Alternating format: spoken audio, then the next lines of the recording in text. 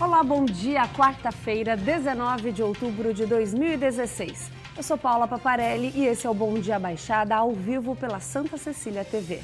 O tema do programa de hoje é Outubro Rosa, campanha que informa e ajuda muita gente. Para discutir o assunto, trouxemos convidadas bastante especiais. A presidente do Instituto Neomama, Gilze Francisco, e a jornalista Natalina Nini.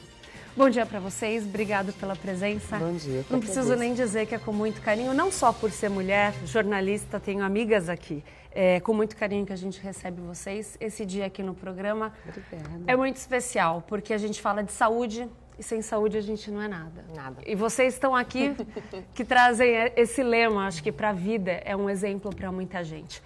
Mas primeiro vamos tocar o programa, vamos às notícias do dia. O juiz José Vitor Teixeira de Freitas, da primeira vara da Fazenda Pública de Santos, concedeu liminar suspendendo o contrato entre a Prefeitura do município e o Instituto Oswaldo Cruz, que administraria o Hospital dos Estivadores. O pedido para análise do caso havia sido feito por meio de uma ação popular. Ainda cabe recurso, ou seja, o início do atendimento previsto para o fim do ano, até o fim do ano, pode atrasar. É importante ressaltar que esse é um importante equipamento, não só para a população da cidade de Santos, mas também para toda a região da Baixada Santista. Eu gostaria de saber a opinião de vocês. O tema hoje é saúde. Isso é um acontecimento quente, recente, como a gente diria aqui no jornalismo diário. É um acontecimento quente para a população e, aliás, triste, porque algo que a gente, lamentável, algo que estamos todos à expectativa, principalmente aqueles que precisam regularizar a sua saúde, precisam cuidar da sua saúde, precisam de um equipamento como esse. Gilze. Lastimável, né? Sim. É o que a gente pode dizer, porque a estruturação de um hospital, ela demanda tempo, ela demanda dinheiro, equipamentos, e a gente viu, né, no decorrer desses últimos meses que isso aconteceu. E negar à população um direito de um hospital que já está vindo de uma necessidade, ele está vindo, na realidade, para responder a uma necessidade das pessoas de ter mais vagas. Eu acho que o pessoal envolvido nessa obra, né, não a obra do hospital, a obra de ter embargado tudo isso, teria que dar um pulinho nos hospitais, né? Teria que, inclusive, usar o SUS. Sim, que é uma coisa que o político não faz, o político não usa o SUS. Use o SUS, né? Embora eu seja uma defensora do SUS, principalmente na nossa região, que quem não conhece as outras regiões, depois vai dar graças a Deus quando é atendido aqui, eu acho que tem que usar. Porque a gente ainda vê uma sobrecarga muito grande por parte dos hospitais que atendem os pacientes. Santos é um gargalo muito grande, a Baixada Santista inteira vem para cá. Sobrecai, né? Sobrecarrega. Nossa, todo mundo vem para cá, então isso não é uma coisa concebível, eu acho que isso não é moral. Nathalie. Olha, eu endosso as palavras da Geice, porque eu acho que é lamentável eu como jornalista, durante a minha carreira toda, uma das questões que eu mais coloquei foi a falta de assistência à saúde para a população de baixa renda. Nós acompanhamos, como jornalistas, a história do Hospital dos Estivadores, né? Quando a gente lê uma notícia dessa, a gente pensa, baseado no que isso aconteceu? A gente está falando do Instituto Oswaldo Cruz. Não é qualquer instituto. Não é qualquer instituto. Então, lamentável. É uma questão que traz também à tona, não tem como a gente não discutir a saúde da região. Como a gente disse, Santos recebe a população de outras cidades, de outros municípios, que já é carente. Sim. Então, faz com que a cidade de Santos se torne carente por receber tudo isso. Embora tenha uma estrutura, como você mesmo disse. Exatamente. Os CACONs, o NACOM a gente tem no Guarujá, que é o Santo Amaro. E os CACONs, que são os Centros de Alta Complexidade em Oncologia, se localizam em Santos. Guilherme Álvaro, Beneficência Portuguesa, Santa Casa. Então, eles recebem o bruto. E sem contar as outras patologias que também acabam todas desembocando aqui em Santos. Mas é importante a gente ressaltar que Santos acaba recebendo todo mundo porque também os outros municípios não fazem a sua parte. Sim. Né?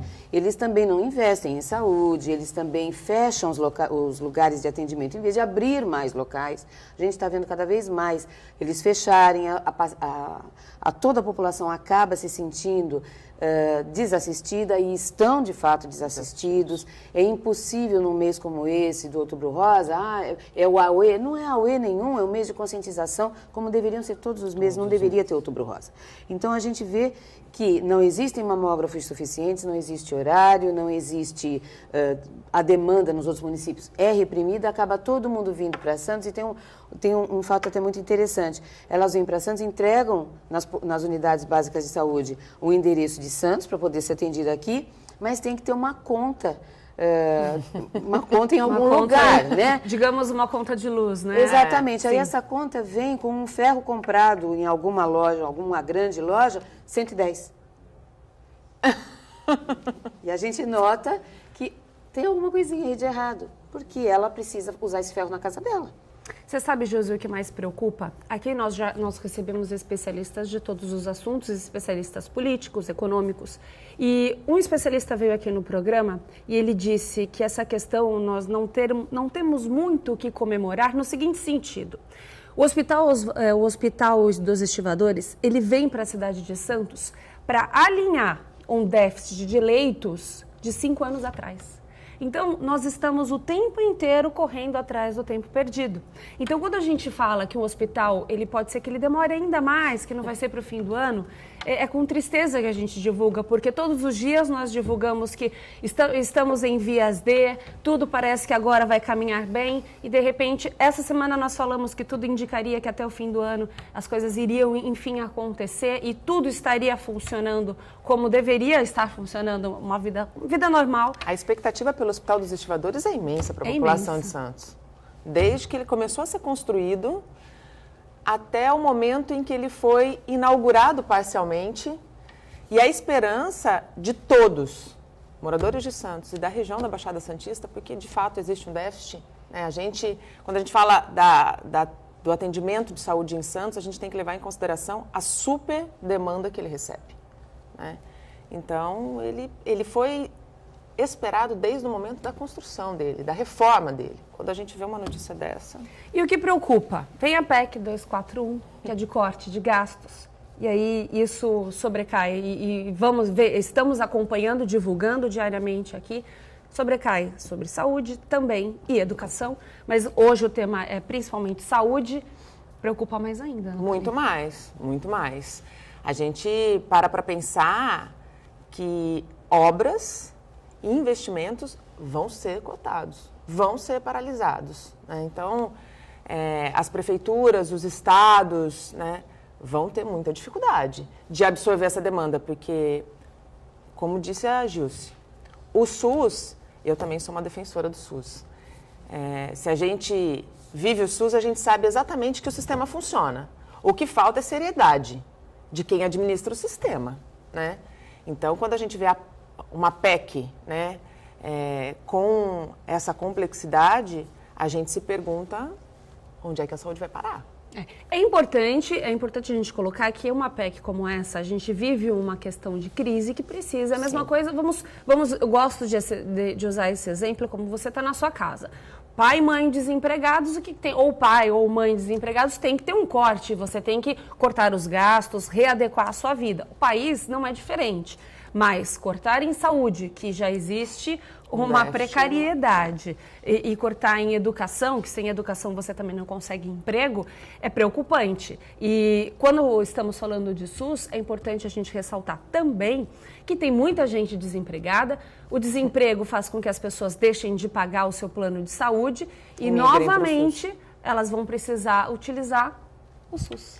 Não sei se você tem esse número, mas recentemente houve uma demanda para as unidades básicas de saúde aqui de Santos de mais de 17 mil pessoas migraram para as unidades básicas de saúde. Isso significa desempregos, isso significa necessidade de um convênio, de uma assistência.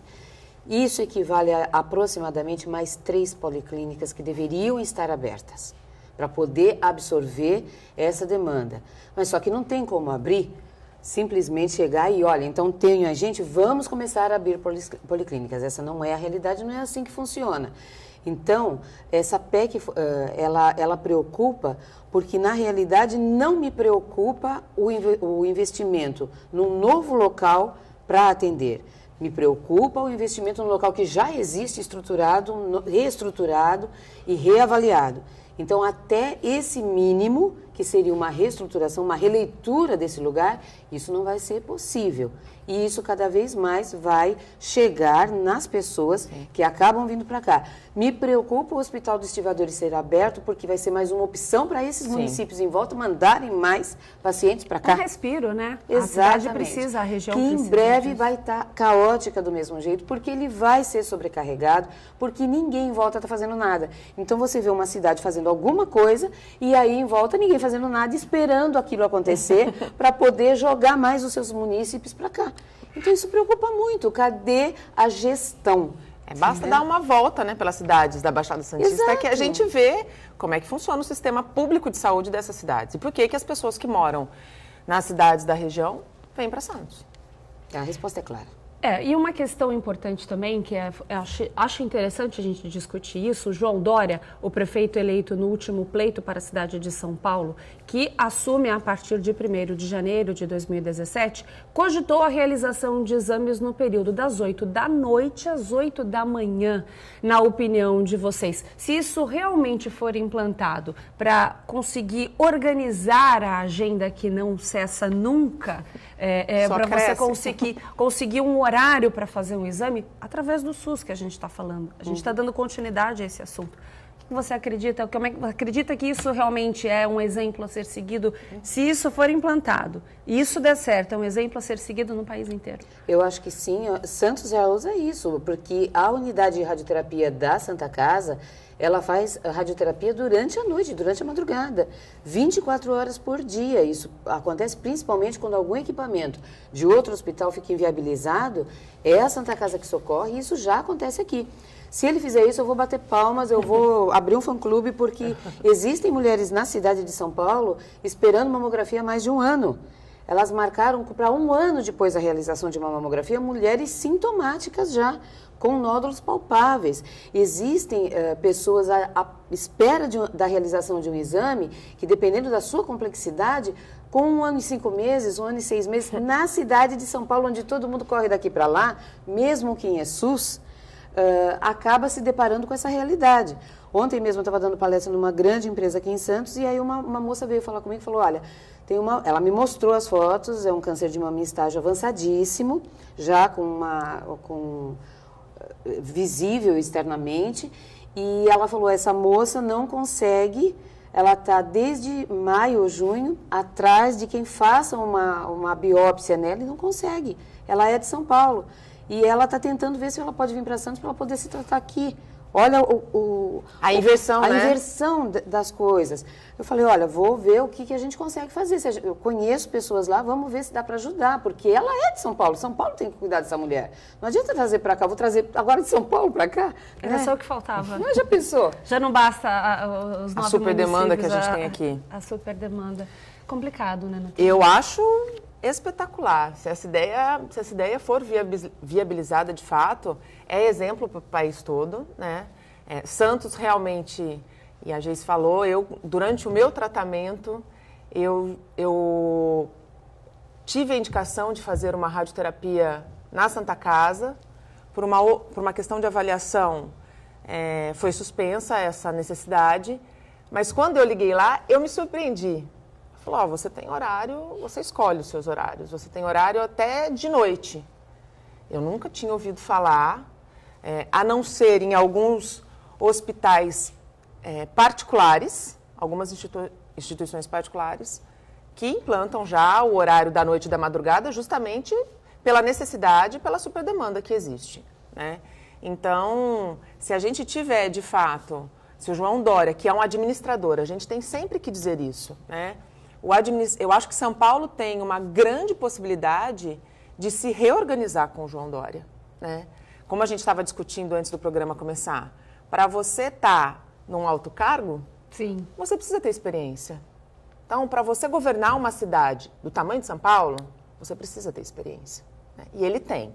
Então, se ele de fato conseguir implantar esse sistema, esse projeto, eu acredito que o volume, eu não acredito que zere, porque como você disse, ele não para de crescer. A demanda é intensa, né? Então, eu acredito que ele consiga reorganizar um pouquinho, sim.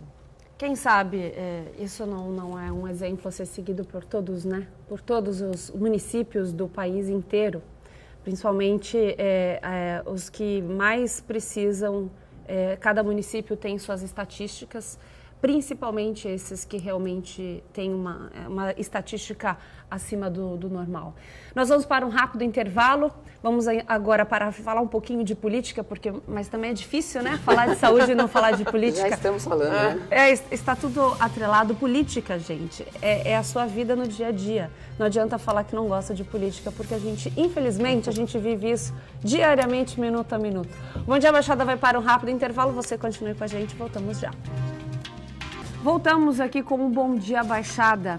A gente tem uma informação importante para você que se utiliza do transporte não público, aqui atenção para os usuários dos ônibus seletivos. As linhas 203, 204 e 206 deixarão de operar em definitivo na cidade. A Prefeitura afirmou que essas linhas são pouco utilizadas e que, por isso, vão sair de circulação. Mesmo não sendo utilizada como esperado, com certeza existe uma parte da população que estaria dependendo disso. Espera por até uma forma, esses ônibus seletivos é até uma forma de não deixar tanta gente esperando no ponto de ônibus pelos ônibus, o transporte público. Eu acho que tudo sempre é uma perda. Se você deixa de oferecer isso para a população, na minha opinião, isso é uma perda. Não tem como, né? Não vamos nem entrar muito nesse assunto, mas é uma perda, isso aí não vamos nem discutir, porque o mais importante é a gente falar sobre saúde. Mas antes da gente falar diretamente sobre o Outubro Rosa, que é a campanha de combate e prevenção ao câncer de mama, eu quero entrar na intimidade das nossas entrevistadas. Hoje o programa é para você que está em casa, tanto homem quanto mulher, marido, esposa, para você que é filho, para você que, enfim, para você que tem família. Porque foi através do câncer que elas iniciaram uma luta até hoje. A luta continua, uma luta que não parou mais, porque elas não combateram apenas o câncer na vida delas, mas elas criaram uma forma de lutar pela vida de toda uma população. A Gilze está à frente do Outubro Rosa, presidente do Instituto Neomama, a Nathalie com o blog Câncer Sem Censura, jornalista, grande amiga. A gente traz porque se não tem informação, e nós jornalistas e pessoas que estão à frente lutam por uma boa causa, se não tem informação, não tem descoberta, aí o que você acha que não é nada é algo muito sério, a gente deixa para lá e com saúde, como eu falei no começo do programa, não se brinca. Eu quero que vocês contem, eu vou começar pela Nathalie. Como é que começou essa sua luta, Nathalie? Eu descobri o câncer no ano passado, né? Descobri, posso dizer que por acaso, não, por uma observação. Por isso que eu acho que a prevenção e a observação é tão importante na hora do diagnóstico, na hora de você procurar um médico. Meu câncer não foi na mama, meu câncer foi no colo do útero, mas não foi causado por HPV, como a maioria dos cânceres que acometem as mulheres. Um câncer raro e um câncer muito agressivo, né? Ele era grau 3 de 4, ele estava para fora do colo do útero e ele cresceu em 10 meses. Eu faço preventivo anualmente e em todos os meus preventivos estava tudo nota 10, como o meu médico costumava dizer. E eu comecei a perceber, porque eu bebo muita água, comecei a perceber que quando eu ia ao banheiro, saía tipo um muco junto com o xixi. Aquilo começou a me incomodar, porque começou a ser muito constante. Eu bati uma foto para o meu ginecologista, ele falou, vem aqui que eu vou te examinar. Mas não se preocupa, não deve ser nada. Quando ele me examinou, era um tumor do tamanho de um limão para fora do colo do útero. Todo mundo que eu conversava dizia para mim assim, Nathalie, fica tranquila, porque para o tumor virar câncer demora de 10 a 20 anos. No caso do colo do útero, é muito demorado. É mais demorado do que os outros tipos de cânceres. Você não tem nenhum tipo de predisposição, você não tem ninguém na família, você não tem um perfil de vida que esteja relacionado ao perfil de mulheres que têm o câncer de colo de útero e você é muito nova, né? Apesar de que depois que eu tive o câncer, eu fui descobrir que muitas mulheres estão com câncer de colo de útero cada vez mais cedo. Muitas relacionadas à não prevenção, né? E ele se desenvolveu em 10 meses. Foi um baque, é sempre um baque. Eu costumo dizer que ninguém está preparado para um diagnóstico de câncer. Ninguém, absolutamente ninguém. Eu fiz uma cirurgia, uma esterectomia radical, depois eu fiz 25 sessões de radioterapia e durante todo esse processo eu fui fazendo reflexões. Sim. Né? Eu costumo dizer que ninguém passa pelo câncer sem fazer reflexões. E se alguém passa e não faz, perde uma oportunidade grandiosa de se reinventar e de olhar para o outro. O seu olhar para o outro muda.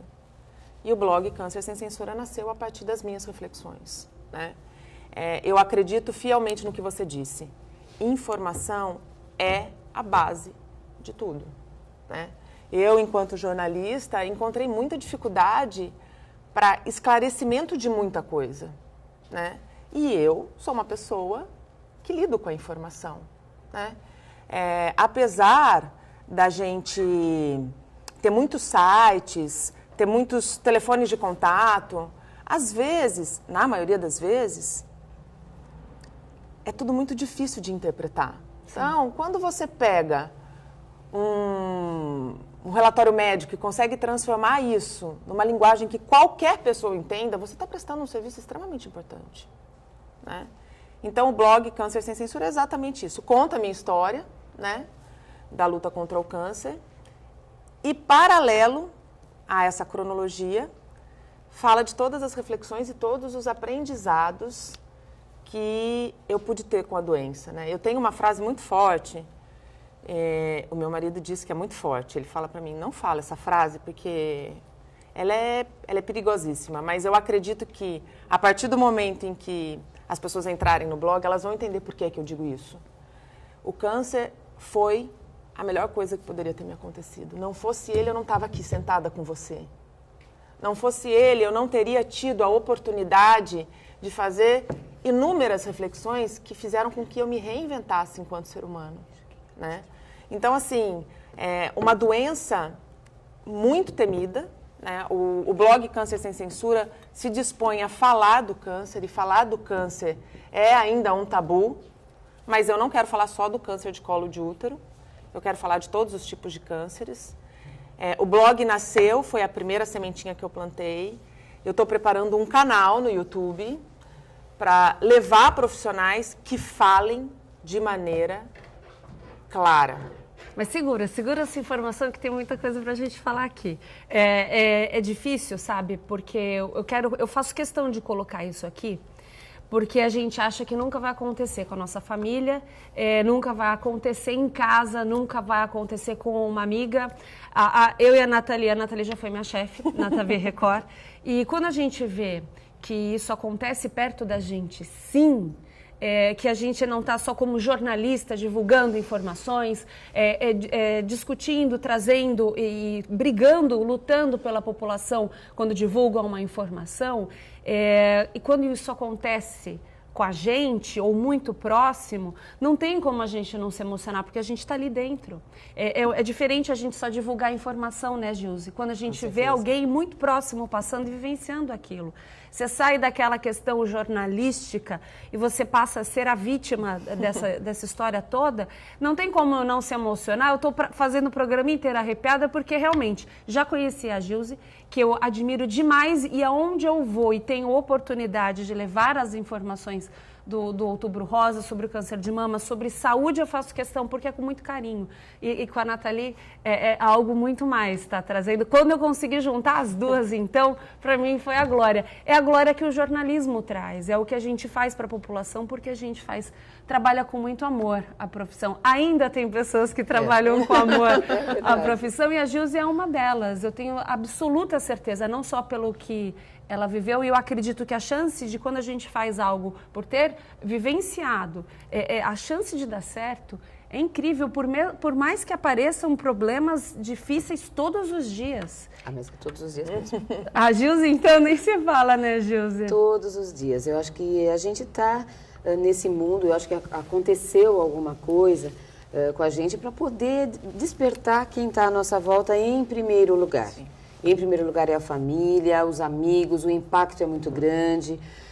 Há 17 anos atrás, quando eu tive o câncer de mama, foi um impacto muito grande, porque não existiam muito poucas mulheres abaixo dos 40 anos que se descobriam portadoras do câncer de mama, porque não existia ainda tanta conscientização que não existe prevenção para câncer de mama. Existe diagnóstico precoce, detecção precoce, tem que ir atrás, tem que fazer exames, tem que ir ao médico, tem que insistir. Então, é um caminho para o câncer de mama, principalmente, e especialmente é um caminho muito tortuoso, porque nós temos uma lei federal que nos faculta, a Lei Federal de 29 de abril de 2009, que nos faculta o direito de, a partir dos 40 anos, ter a mamografia anual. A partir dos 40 anos. Porém, o INCA, que é o Instituto Nacional do Câncer, ele preconiza, que é ele que responde pelas estatísticas diante do Ministério da Saúde, ele preconiza que a partir dos 50, as campanhas são feitas em cima de mulheres entre 50 e 69 anos. Então, o que eu falo para as mulheres abaixo dos 40, dos 50, que você não pode fazer mamografia, porque o governo acha que você não deve fazer mamografia, minha filha. Você está com nódulo? Você vai, insiste. Não perde a fé, que um dia você vai fazer mamografia. Teria que ser uma coisa natural. Existe uma suspeita, não importa se é doença benigna, se é maligna. O rastreamento, ele é necessário, ele é fundamental para que essa mulher viva. Porque uma mulher com um diagnóstico precoce é uma mulher que, como a Nathalie, vai fazer radioterapia, ficou livre da químio, é uma mulher produtiva, qualidade de vida, uma sobrevivente com qualidade de vida. Uma mulher com um diagnóstico tardio é uma mulher que pode acontecer desse câncer voltar futuramente, e esse sistema de saúde vai pegar essa mulher nessa situação e vai gastar muito mais com ela. Porque não houve no tratamento de ataque, nesse tumor primário, na fase aguda da doença, o tratamento adequado. Então é uma mulher que ela tem uma linha muito tênue entre a volta da doença e a possibilidade de ser realmente considerada uma sobrevivente, mas a gente tem que respeitar muito que o câncer não vem com etiqueta, não vem com bula, não vem com prazo de validade, não vem com nada disso. Cada caso é um caso. Existem mulheres que fazem tratamento direitinho e ele volta. Existem outras que negligencia e ele não volta. Mas a gente tem que contar que, independente do perfil dela, independente do tipo de câncer, grau nuclear e tudo mais, tem que fazer tudo para que ela saia bem. Você descobriu, você tinha quantos anos? Eu tinha 38 anos. Aí é que tá. Isso há 17 anos atrás. Isso. E o que preocupa o governo, ele mantém esse índice de que é importante você fazer o tratamento, o exame, não é nem o tratamento, o exame a partir de uma idade onde há 17 anos já acometia mulheres com menos de 40 anos. Sabe o que acontece? Esse número hoje é muito maior, com certeza. Muito Nathalie é um exemplo vivo aqui. Até por causa da informação que chega mais às pessoas, né? Até hoje, eu fui num programa de grande repercussão nacional e até hoje eu recebo e-mail dizendo, olha, uma vez eu te vi no Domingão do Faustão e eu hoje estou vivendo essa realidade. Eu fui no Domingão do Faustão em 2001 e hoje eu ainda recebo. Eu recebo e-mails hoje. Então, as pessoas, elas são sedentas de informação, de boas informações, porque más tem de monte. Más tem de monte. Blogs que falam o achômetro da coisa sem a mínima pesquisa, a mínima fundamentação. Nada a ver com o seu, pelo amor de Deus, você é uma mulher informada. Eu estou falando daquele do paraquedas, do agora eu sou doutora. E assim, hoje virou, ter um blog virou profissão. É modinha, né? Modinha, assim, o Câncer Sem Censura, ele não nasceu para ser fonte de renda. Ele nasceu para que eu pudesse retribuir tudo que eu pude aprender com a doença, né? Então, eu tenho uma formação superior como jornalista, eu lido com a informação, então eu acredito que eu possa retribuir a partir daquilo que eu sei fazer de melhor, que é informar, né? Como a Ju estava falando da questão do diagnóstico precoce, no meu caso, tudo aconteceu muito rápido. Eu tive o diagnóstico no dia 6 de março, eu fui operada no dia 13 de março e eu comecei a radioterapia no dia 9 de maio. E o meu médico disse para mim, Nathalie, se não fosse assim, se você tivesse esperado 15 dias pelo grau do teu câncer, tinha entrado no teu corpo todo.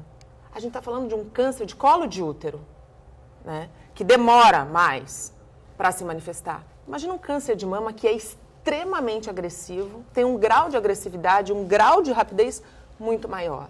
Então, assim, eu tive a oportunidade de me tratar rapidamente porque eu tinha recurso. Então, eu fico pensando nessas pessoas que não têm recurso. Que espera 1 ano e meio para fazer o exame. A gente está falando de uma questão de saúde que é triste, é com tristeza, não pela doença em si, porque às vezes o problema, não a doença, mas vamos colocar como o problema vem para a gente ter uma outra vida. Com certeza. E no caso, como a gente está lidando aqui, ajudar principalmente as outras pessoas, porque informação a gente guarda. Isso aí não interessa. A experiência interessa assim você vivenciar aquilo e ir além. E dar continuidade, levar informação, fazer o que estamos fazendo hoje aqui através de 2 exemplos e através, não só porque é um momento da campanha, porque eu vejo a Gilze em vários lugares o ano inteiro. E hoje conseguimos trazê-la num mês tão difícil de conseguir um espacinho na agenda da Gilze, a gente conseguiu trazê-la aqui para falar em si da campanha. Mas o tratamento não é só o câncer de mama, são vários tipos de câncer. Qualquer câncer. Não, e existe câncer de mama em homens. Sim. Então, a gente também precisa divulgar isso, porque eu acho que os homens, eles têm ainda vergonha. Eles ainda não... Homem é uma tragédia, né? Paula, homem não se cuida. Não se cuida. Se não é a mulher que pode estar assistindo o programa hoje, a chegar e falar assim, meu bem... Procure um médico. Procure um médico. Você já foi ao médico esse ano? Ou a cada 2? Homem não se cuida. Não. Homem só vai para o médico quando ele já está sendo arrastado, praticamente. Ele só vai para o médico arrastado. Só vai para o médico arrastado. Deixa eu trazer uma informação aqui. 5.000 pessoas aproximadamente participaram da 7ª caminhada e da 2ª remada do Outubro Rosa no último domingo. A ação foi organizada pela Prefeitura de Santos e pelo Instituto Neomama. Um dos objetivos do Outubro Rosa é a divulgação da importância do diagnóstico precoce do câncer de mama. Aqui na região, a campanha consegue atingir esses objetivos, Gilze? Consegue. Eu demorei muito para conseguir. Quantos anos de luta aí já junto ao Instituto? Fui eu que trouxe o Outubro Rosa para o Brasil. Então, o Instituto ele foi fundado dia 24 de novembro, vai fazer 15 anos de fundação e fez 14 anos de atuação. Mas é muita luta. Instituição que atende mulher é uma instituição que não tem vez. Diante da própria mulher, se você quer saber. Ela não valoriza, ela não se solidariza com a mulher que está doente. Ela dá valor para o homem, coitadinho, ele teve que parar, ele está afetado, ele está moralmente comprometido, ele teve que parar de trabalhar, coitadinho. E a mulher, que muitas vezes é dona de casa e não tem direito ao benefício do auxílio-doença. E a mulher que vai continuar em casa e vai continuar tendo que fazer a comida mesmo enjoada da quimioterapia. Uhum. E a mulher que vai ter que levar o filho para a escola, mesmo careca, e não tendo acesso a uma peruca, a um lenço, a um hidratante, a um filtro solar, e fica com as veias todas mapeadas, dependendo da quimioterapia que ela toma. Como é que fica tudo isso? Mas não tem problema, a mulher é forte, a mulher aguenta tudo. Mulher dá luz, ela dá luz de parto normal. Você quer uma prova de força maior que essa? De que aguenta o tranco? Então, a gente ouve isso de mulheres. A gente não ouve isso de homem. O homem, ele não sabe o que te dizer, mas a mulher fala um monte de besteira para você. A gente vê o machismo nas mulheres. Nas mulheres. Né?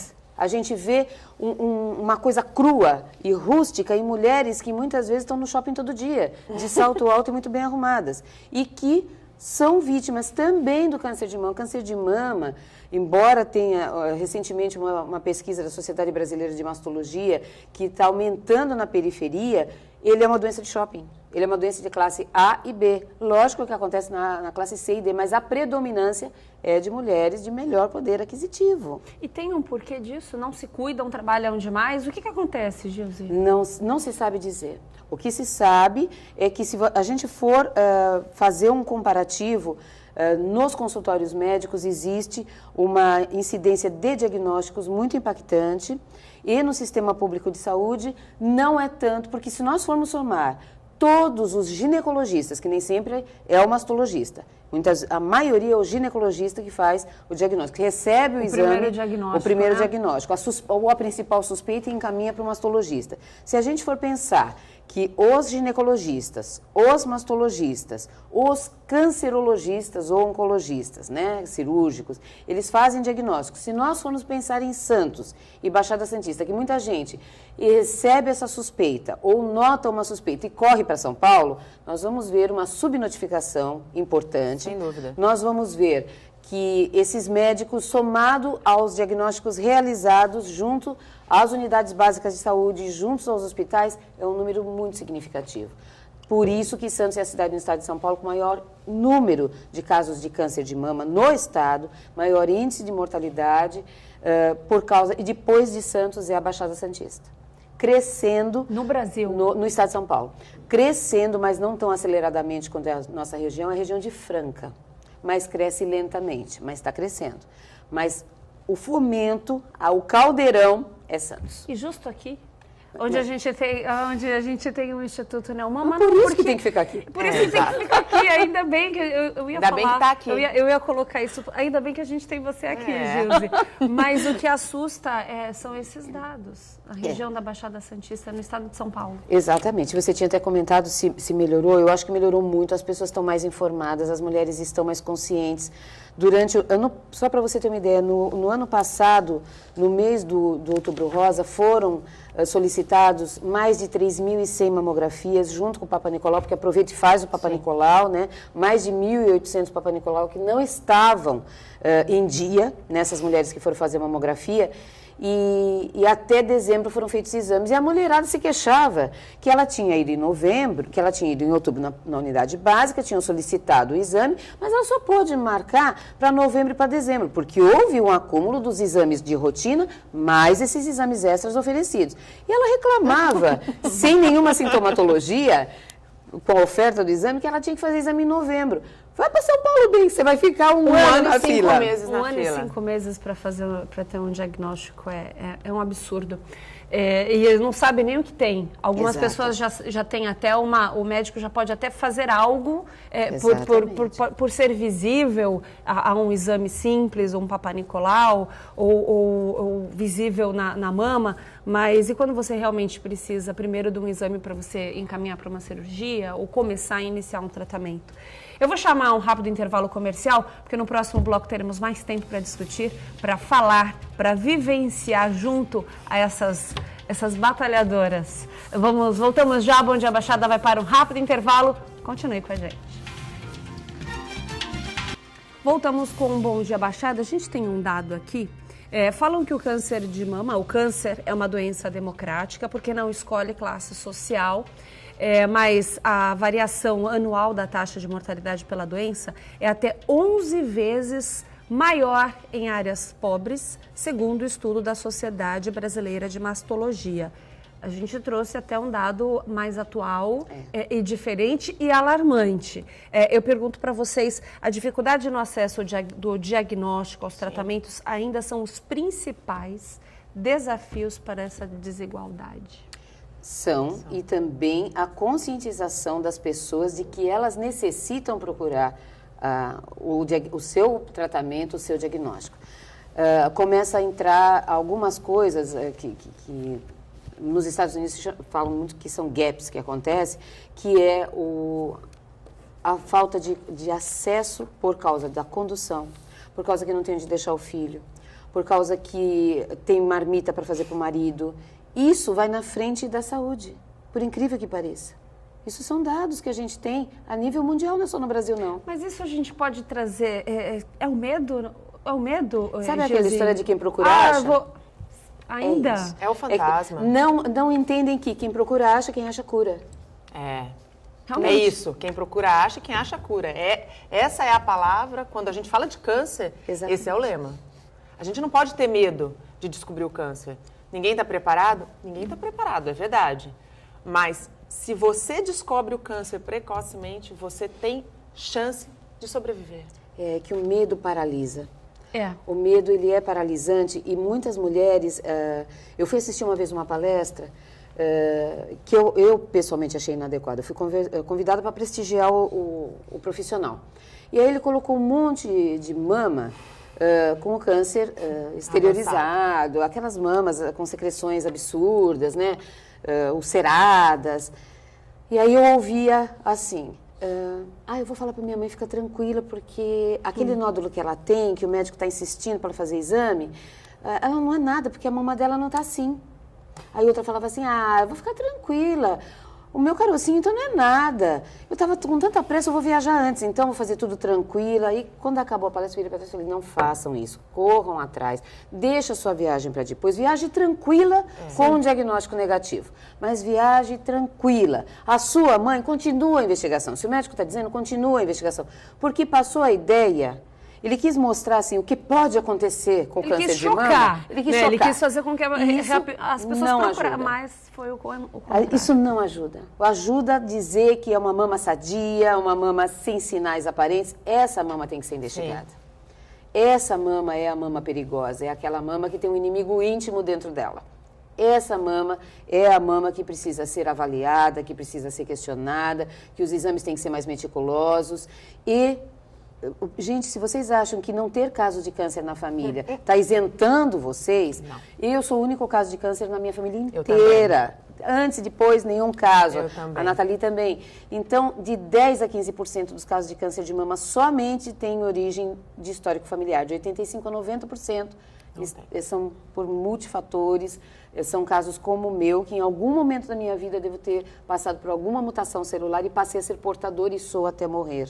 Então, vou estar sem alta até, se Deus quiser, quando eu estiver bem velhinha. E ajuda a dizer que não tem idade, porque eu acho que as pessoas elas passam a ser procuradas, de repente passam a procurar, ou de repente passa a ir até 2 vezes no ginecologista a partir de uma certa idade. Mas acho que já fui no ginecologista esse ano, está acontecendo alguma coisa, mas já fui, está tudo bem? Não, eu acho que na dúvida, hoje tem tanto acesso à informação, você pode falar com o seu médico, você pode ligar do celular, você tem hoje celular, você tem WhatsApp, você tem tanto acesso à informação. Eu prefiro que você vá 3 vezes ao ginecologista no ano porque surgiu uma dúvida, nem que seja uma dúvida do remédio, do que você deixar de ir. O deixar pode ser tarde demais. Eu quero saber rapidamente da Nathalie, a gente tem pouco tempo, a gente está correndo aqui com o programa, eu ainda quero falar da estrutura do Instituto Neomama, porque eu acho que é fundamental. A pessoa está assistindo o programa, ela pode querer procurar na internet, a gente vai dar o endereço aqui também,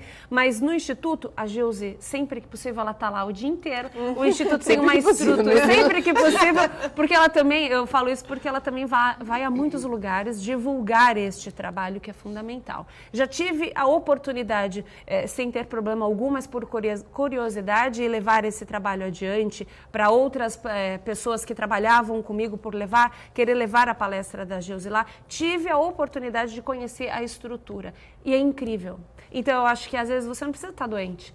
Muitas vezes você pode simplesmente querer, aquele seu projeto social, que podia estar guardadinho, que você tinha aquela intenção, você pode trazer e ajudar, contribuir Lógico, um pouquinho. Sempre pode. E aí vai ser uma pessoa que vai levar informação, porque tudo que aprende lá você pode levar também. Nathalie, pessoas do Brasil inteiro, elas entram em contato com você. Sim. Quando eu decidi criar o blog, eu me perguntei muito se eu conseguiria atingir pessoas. Porque na internet ainda existe uma característica, as pessoas usam a internet para falar de humor, né? Falar sério na internet é muito difícil. E eu tô levando um assunto muito sério, Paula. Sim. Né? Eu não vou fazer piada com o câncer. Eu vou falar do câncer de uma maneira clara, levando informação. E foi muito bacana. O blog foi criado há 2 meses. Antes de entrar aqui para a entrevista, eu entrei. Eu tenho hoje 11.700 acessos em 2 meses. Eu tenho pessoas que me procuram pela página do Facebook, porque além do blog, o Câncer Sem Censura tem uma página no Facebook. Pode falar já, porque a gente está chegando aos 3 minutos finais do programa, senão a gente passa batido e a gente quer levar... O blog é o www.cancersemcensura.com e a fanpage no Facebook é Câncer Sem Censura e no Instagram é CS Censura. E eu recebo depoimentos de gente que diz assim para mim, muito obrigado pelo que você está fazendo. O dia que eu recebi o primeiro muito obrigado, eu pensei, gente, como é importante o que eu estou fazendo. Eu estou no caminho certo. Então, assim, eu quero e vou continuar levando informação. né? Estou à disposição para conversar. Eu liguei para a Gilce. Foi. Né? Em setembro, e me coloquei à disposição para ajudá-la, embora eu não tenha tido câncer de mama, eu tive câncer. Sim. E só quem tem câncer sabe o que é ter câncer. Sem censura. Sem censura. Eu acho isso sensacional, foi uma pegada, foi incrível, uma sacada. Gilze, o endereço do Instituto Neomama? Avenida Coronel Joaquim Montenegro, que é a Avenida do Canal 6, número 345, telefone 3223-5588. E lá você oferece vários tipos de serviço? Vários tipos de serviço, é um atendimento multidisciplinar, interdisciplinar, fisioterapia, nutrição, banco de perucas. Eu quero agradecer a todo mundo que leva os seus cabelos lá, corta os cabelos, levam lá. É um absurdo de gente que vai sem muita campanha. Eu quero agradecer a cada uma de vocês, realmente vira peruca, quem já foi lá sabe. Banco de próteses, sutiãs, a gente tem um serviço muito grande. Mas eu queria aproveitar esse tempinho para falar que nesse final de semana vai ter um evento inédito no Brasil, que é uma competição de Dragon Boat. Na realidade é um festival, chama Caora Brasil. Que está sendo... Canoa Havaiana. Eu já vou ter que ir. Está sendo junto com o Fábio Paiva, com a Opium. E no dia 21, na sexta-feira, vai ter uma palestra com o Dr. Donald Mackenzie, que é a maior autoridade no mundo, que comprovou que a remada é boa para mulheres que tiveram câncer de mama. Ele vai estar aqui no Brasil, vem exclusivamente em Santos para fazer... Ele veio na Paralimpíada e vai vir para fazer essa palestra no Sesc. Convites no Instituto Neomama, porque apesar de ser gratuito, tem que entrar com convite. E no domingo, a partir das 8 da manhã, lá na Praia dos Milionários, vão ser as competições, tem a Cerimônia das Rosas. Vai ser um evento muito bonito, que está sendo preparado com muito carinho pelo Fábio, pelo Marcão também, que estão lá se esgoelando para... E vão ter mulheres da Nova Zelândia, do Canadá, da Argentina e do Brasil todo aqui. Então, lá prestigiar. É o esporte, isso que eu mais admiro, né? O esporte, ele é saúde e ele contribui muito. Olha, é com muito carinho que eu recebi vocês aqui. Tem site também? Tem, cancerdemama.com.br é o maior site de câncer de mama acessado no mundo em língua portuguesa. Uma base de às vezes, 20 mil acessos dia, mas ele já é antigo, então ele tem uma caminhada já.